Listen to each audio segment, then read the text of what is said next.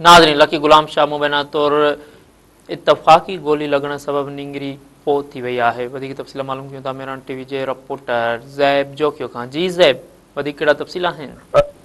जी बिल्कुलु, लखी गुलाम शाह इतफाक़ी गोली लॻण सबबि शहन वारनि जी मासूम निंगरी फोत थी वई आहे।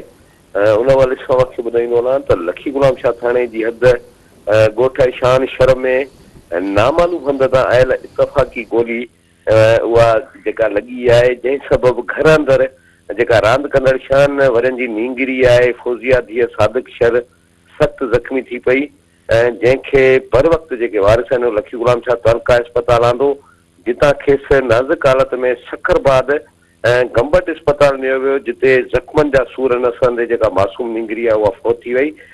जॾहिं त फोत थी वियल मासूम निंगरीअ जो लाश वारिस खणाए तलका इस्पताल लखी गुलाम शाह आंदो, जितां ज़रूरी कार्रवाई बाद जेका फोतड़ निंगरी आहे उन जो लाश वारसनि हवाले कयो वियो।